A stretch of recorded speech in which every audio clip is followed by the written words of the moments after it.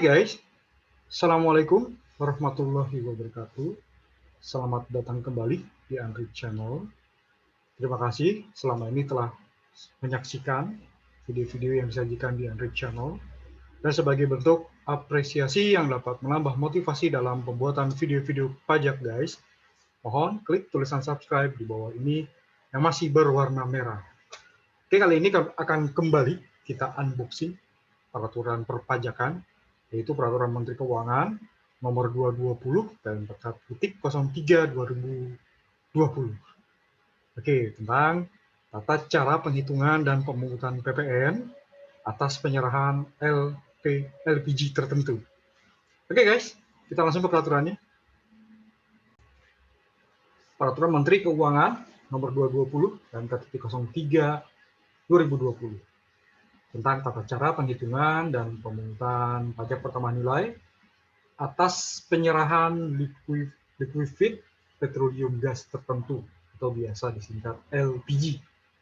Seperti biasa guys, kita akan melihat terlebih dahulu pertimbangan mengapa peraturan Menteri Keuangan ini terbit.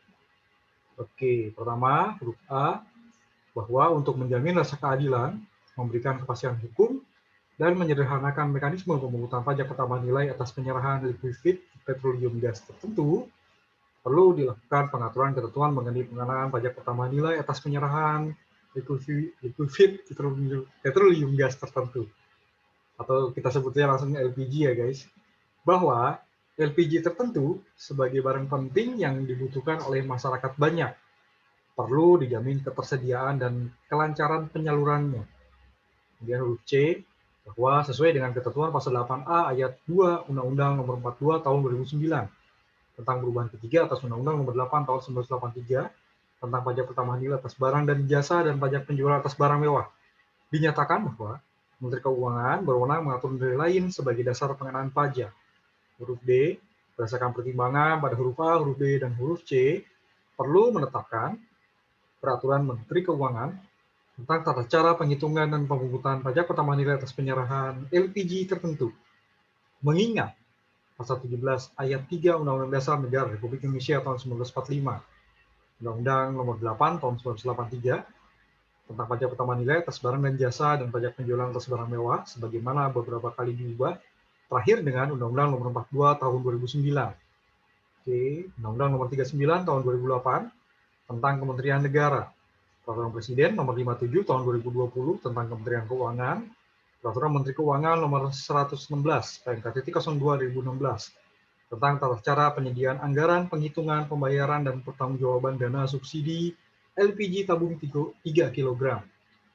Kemudian Peraturan Menteri Keuangan Nomor 217 PMK.01/2018 tentang organisasi dan tata kerja Kementerian Keuangan, sebagaimana telah beberapa kali diubah, terakhir dengan Peraturan Menteri Keuangan Nomor 229 PMK.01/2019. Oke, memutuskan menetapkan Peraturan Menteri Keuangan ini guys. Oke, kita akan langsung guys ke pasal 1. Seperti biasa istilah-istilah. Dalam Peraturan Menteri ini yang dimaksud dengan barang kena pajak atau BKP guys, biasa disingkat, adalah barang yang dikenai pajak berdasarkan Undang-Undang Nomor 8 Tahun 1983. Yang tadi ya guys, tentang pajak pertambahan nilai barang dan jasa dan pajak penjualan atas barang mewah, sebagaimana telah beberapa kali diubah, terakhir dengan Undang-Undang Nomor 42 Tahun 2009. Lalu pengusaha kena pajak atau PKP guys, adalah pengusaha yang melakukan penyerahan BKP dan atau penyerahan jasa kena pajak atau JKP yang dikenai pajak berdasarkan Undang-Undang Nomor 8 Tahun 1983. Tadi ya, sebagaimana telah diubah, beberapa kali diubah, terakhir dengan Undang-Undang Nomor 42 Tahun 2009. Oke, LPG guys, itu adalah gas hidrokarbon yang dicairkan dengan tekanan untuk memudahkan penyimpanan, pengangkutan, dan penanganannya yang pada dasarnya terdiri atas propana, butana, atau campuran keduanya. LPG tertentu. Oke. LPG yang merupakan bahan bakar yang mempunyai kekhususan karena kondisi tertentu seperti penggunaannya, kemasannya, volume, dan atau harganya yang masih harus diberikan subsidi. Lanjut, badan usaha adalah perusahaan berbentuk badan hukum yang menjalankan jenis usaha bersifat tetap terus-menerus dan didirikan sesuai dengan peraturan perundang-undangan, serta bekerja dan berkedudukan dalam wilayah negara Kesatuan Republik Indonesia yang mendapat penugasan dari pemerintah untuk melaksanakan kegiatan penyediaan dan pendistribusian LPG tertentu sesuai dengan peraturan perundang-undangan. Lanjut, angka 6. Penyalur LPG tertentu yang selanjutnya disebut agen adalah koperasi usaha kecil dan atau badan usaha swasta nasional yang ditunjuk oleh badan usaha untuk melakukan kegiatan penyaluran LPG tertentu. Sub penyalur LPG tertentu yang selanjutnya disebut pangkalan adalah kepanjangan tangan agen yang ditunjuk oleh agen untuk melakukan kegiatan penyaluran dalam rangka menjamin kelancaran pendistribusian LPG tertentu ke konsumen akhir. Kemudian, itu tadi sub ya, kemudian harga jual eceran. HJE guys, adalah harga jual eceran LPG tertentu pada titik serah agen termasuk pajak pertambahan nilai dan margin agen yang ditetapkan oleh menteri yang menyelenggarakan urusan pemerintahan di bidang energi dan sumber daya mineral. Harga jual agen adalah harga jual LPG tertentu pada titik serah agen. Harga jual pangkalan adalah harga jual LPG tertentu pada titik serah pangkalan. Dasar pengenaan pajak adalah jumlah harga jual, penggantian, nilai impor, nilai ekspor, atau nilai lain yang dipakai sebagai dasar untuk menghitung pajak yang terutang. Lalu nilai lain, nilai berupa uang yang ditetapkan sebagai dasar pengenaan pajak. Waktu pajak di huruf 13 guys, adalah bukti pungutan pajak yang dibuat oleh PKP yang melakukan penyerahan BKP atau penyerahan JKP.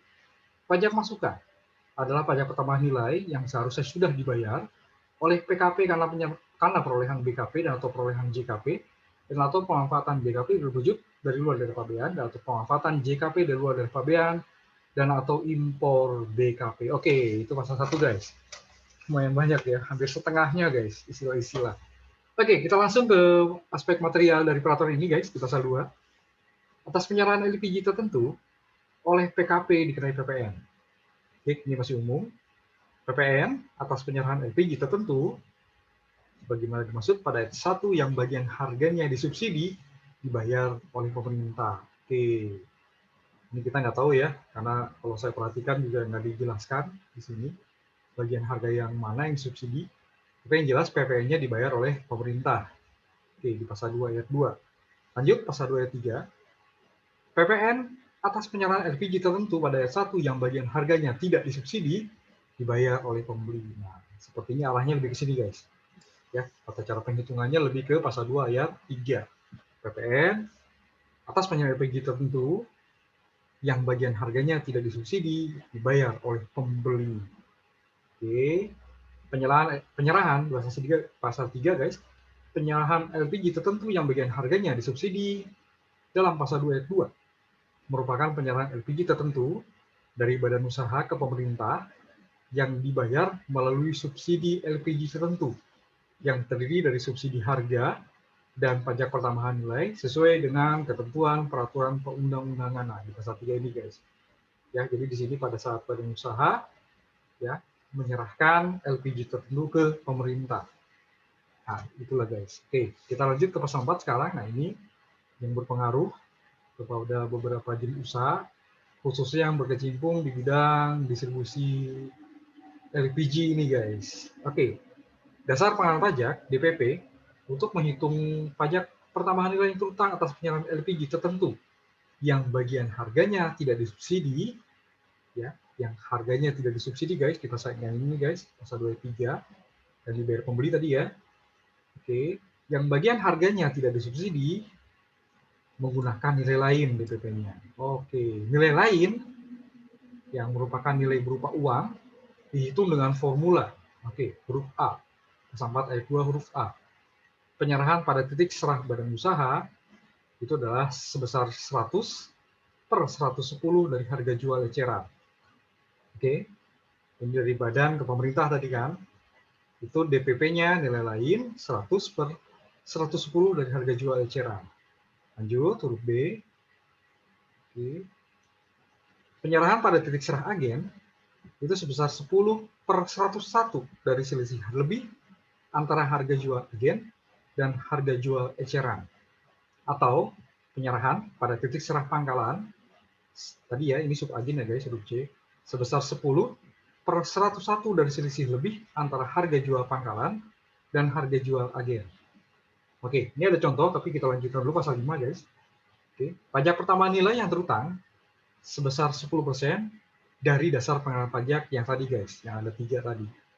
Ya, yang ada 3 tadi, dari badan pemerintah, buat badan pemerintah, buat titik serah agen, dan titik serah pangkalan.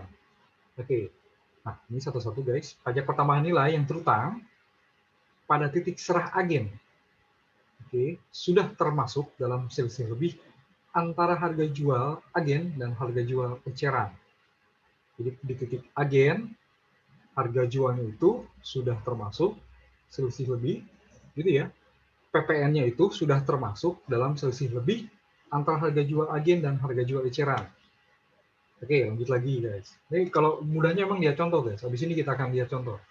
Pajak pertambahan nilai terutang pada titik serah pangkalan sudah termasuk dalam selisih lebih antara harga jual pangkalan dan harga jual agen. Oke, jadi ini mirip-mirip kayak ini guys, bensin ya. Penjualan bensin di sini juga sudah termasuk, PPN itu sudah termasuk di harga jual guys. Jadi ada di subsidi juga, terutama yaitu bensin subsidi ya guys. Ya, jadi bensin subsidi ini mirip seperti LPG ini guys. Oke, penghitungan pajak pertambahan nilai yang terutang atas penggunaan LPG tertentu yang bagian harganya tidak disubsidi tercantum dalam lampiran yang merupakan bagian tidak terpisahkan dari peraturan menteri ini. Oke, kita lihat sekarang contohnya guys. Oke, di sini ada 3 contoh dari badan usaha, ya, titik badan usaha, titik agen, titik pangkalan. Kita yang pertama dulu, contoh penghitungan PPN terutang atas penyerahan LPG tertentu yang bagian harganya tidak disubsidi pada titik serah badan usaha. Oke, ini yang pertama badan usaha guys. Tanggal 12 Desember 2020, PT Pertamina Persero sebagai badan usaha yang mendapat penugasan dari pemerintah untuk melaksanakan kegiatan penyediaan dan pendistribusian LPG tertentu, menyerahkan 15.000 tabung LPG tertentu kepada PT ABC yang ditunjuk oleh PT Pertamina Persero sebagai agen. Harga jual eceran yang berlaku tanggal penyerahan sebesar Rp12.750 per tabung. Maka atas penyerahan tersebut terutang PPN dengan penghitungan sebagai berikut. Nah, tadi ya, 15.000 tabung dikali nilai lain guys. Nilai lainnya itu 100 per 110 dikali harga jual eceran 12.750. Maka DPP-nya adalah 173.863.636,36 rupiah. PPN yang terutang 10% dikali 173.863.636,36 rupiah sama dengan 17.363.363 rupiah. Oke. Sekarang kita lihat 100 per 110 itu berapa persen sih? Ini siapa tahu ada yang penasaran ya guys. Oke, ternyata di titik badan usaha guys 91% ya. 100 per 110, 91%. Oke. Maka diperoleh angka ini guys. Contoh yang barusan ini saya tuangkan ke Excel biar enak guys. Ya, jadi memang DPP-nya itu adalah nilai lain 100 per 110 kali 12.750, oke, dikalikan banyaknya tabung yang dijual. Total segini guys. 143 juta tadi ya. Oke, dan PPN-nya 17,3 juta di titik badan usaha. Oke, lanjut lagi. Contoh kedua sekarang. Oke. Untuk penyerahan LPG tertentu pada titik serah agen, contoh kedua. Pada tanggal 15 Desember 2020, PT ABC yang tadi di contoh 1 guys, menyerahkan 5.000 tabung LPG tertentu kepada CV XCJ yang ditunjuk oleh PT ABC sebagai pangkalan. Harga jual agen 14.000 per tabung. Harga jual eceran yang berlaku sebesar Rp12.750 per tabung. Oke, dan di sini sekali lagi ya, semua contoh ini yang ada di sini contohnya semua sudah pengusaha kena pajak ya, sudah PKP. Dalam hal PT ABC telah dihukum sebagai PKP, maka atas payment tersebut terutang PPN sebagai berikut. Nah, jadi kita lihat dulu di sini guys. Total tabung 5.000. Oke. Margin di sini guys, selisih lebih ya sebagai DPP ya, tadi kan 10 plus 101 kalau nggak salah. Dikalikan 14.000 dikurangi 12.750. Nah, ini dia guys, contoh perhitungannya guys. Oke, 5.000 dikali 10 per 101 dikali tadi ya selisih lebih ya 14.000 dikurangi 12.750, maka DPP-nya 618.811,88 rupiah. PPN-nya kalikan 10% guys, jadi 61.881. Oke, sekarang kita lihat ya, 10 per 101, 10%. Oke, marginnya dari 14.000 dikurangi 12.750, 1.250 dikalikan 5.000 tabung ya tadi. Oke, dikalikan 10%. Tadi ya 10 per 101, 10%, didapat angka 618.000. Oke, kalikan lagi PPN 10%, 61.881 rupiah. Ini di titik agen guys. Oke, di titik agen. Baik lagi, contoh ketiga, titik serah pangkalan sekarang. Tanggal 20 Desember 2020, CV Exeget, yang tadi ya, subagen dari PT ABC, menyerahkan tabung LPG tertentu secara eceran, satu tabung kepada konsumen akhir. Harga jual pangkalan 15.500 per tabung, harga jual agen yang tadi ya guys, ya sebesar 14.000. Bila dalam hal CV Exeget telah dilakukan sebagai TKP, penghitungan PPN berutang sebagai berikut. Satu tabung dikali nilai lain, nilai lainnya 10 per 101, dikali selisih lebih dari 15.500 dikurangi 14.000. Maka DPP-nya adalah 148,51 rupiah. PP-nya kalikan 10% guys, jadinya 14 rupiah. Ya, tadi sudah termasuk dalam selisih lebih antara harga jual pangkalan dan harga jual agen. Begitu juga tadi si agen ya, yang PPN tadi nih 61.881 sudah termasuk dalam selisih lebih antara harga jual agen dan harga jual eceran. Nah, ini guys. Jadi kalau kita lihat perhitungannya jadi seperti ini ya, di titik pangkalan, oke, 15.500 dikurangi 14.000, maka selisih lebihnya 1.500, dikalikan satu tabung, dikalikan lagi 10 per 101 atau 10%, maka didapat DPP-nya 148 rupiah. 10%, 14,85 tadi dibulatkan ke bawah ya jadi 14 rupiah. Dan sudah termasuk harga jual. Oke, itu guys, jadinya seperti ini contohnya ya. Jadi ini dari berbagai titik. Dan di sini kalau kita perhatikan yang sudah termasuk PPN yang sudah termasuk harga jual ini cuma di titik serah agen ya tadi ya, sama titik serah pangkalan. Gitu ya guys. Oke. Yang terutang pada titik serah agen sudah termasuk dalam PPN yang terutang pada titik serah agen sudah termasuk dalam selisih lebih antara harga jual agen dan harga jual eceran. Oke, begitu juga dengan titik serah pangkalan. PPN yang terutang sudah termasuk dalam selisih lebih antara harga jual pangkalan dan harga jual agen. Oke, itu perhitungannya guys, contoh penghitungnya. Oke, selanjutnya kita ke masalah administrasi di pasal 6. Ya. Oke, PPN yang terutang dibuat faktur pajak pada saat, nah ini pembuatan faktur pajaknya guys, pasal 6. Badan usaha ya, mengajukan permintaan pembayaran subsidi tadi di pasal 3 kepada kuasa pengguna anggaran sesuai dengan ketentuan peraturan Menteri Keuangan mengenai tata cara penyediaan anggaran, penghitungan, pembayaran, dan pertanggungjawaban dana subsidi LPG tertentu. Dan badan usaha di pasal 4 ayat 2 tadi huruf A, agen yang tadi disebut di pasal 42 pasal ayat 2 huruf B, atau pangkalan tadi disebut pasal 4 ayat 2 huruf C, menyerahkan LPG tertentu atau pada saat pembayaran atas penyerahan LPG tertentu dalam hal pembayaran dilakukan mendahului penyerahan. Oke, jadi di sini ya dibuat faktur pajak pada saat yang pertama ini badan, jadi penyerahan kepada pemerintah. Yang kedua ini di 3 titik masing-masing guys.